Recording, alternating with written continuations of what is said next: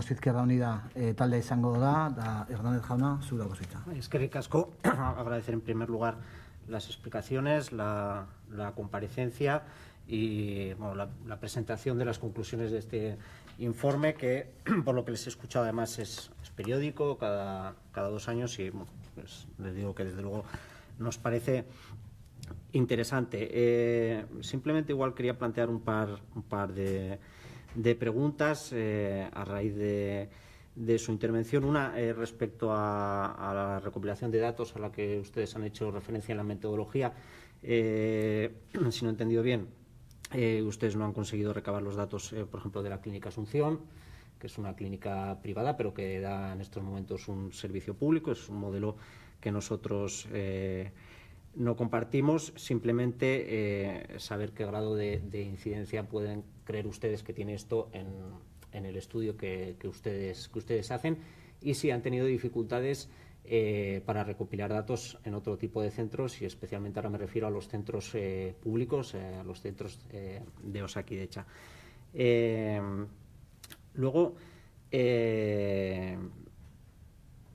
sobre una pregunta tal vez general y de percepción, porque ustedes han descrito, si no les he entendido mal, que hubo un avance durante décadas, pero que ustedes detectan un estancamiento en los últimos 2 años en lo relativo a lo que trata a este último informe. Entonces, tal vez preguntarles si su percepción sobre esta cuestión tiene más que ver con un mal modelo a la hora de desarrollar la recuperación del euskera y de garantizar esos derechos lingüísticos, si es un problema de modelo o si es un problema de tiempos o de no saber ejecutar correctamente ese modelo, o de que haya dificultades o falta de interés político o las razones que sean para llevar a cabo ese modelo.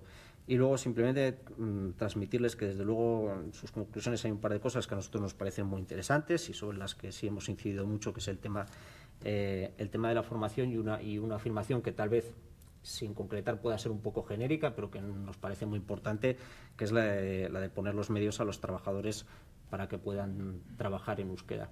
Y en este sentido sí quería preguntarles una pregunta concreta: si ustedes en su estudio analizan la existencia de profesionales, en este caso en Osakidetza, de profesionales sin perfil lingüístico, pero capaces de expresarse en euskera correctamente, ¿no? Porque nosotros al menos tenemos detectados en la administración pública la existencia de personas, de trabajadores que por las razones que sean, no voy a entrar ahora en eso, no tienen acreditado un perfil lingüístico, pero son personas que son capaces de expresarse en euskera. Saber si ustedes tienen detectado este tipo de profesionales.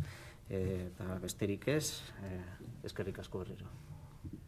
Hurrengo taldea hitza hartzen, Euskal Sozialistak legebiltzar talde izango da. Rico jauna, zurea da hitza.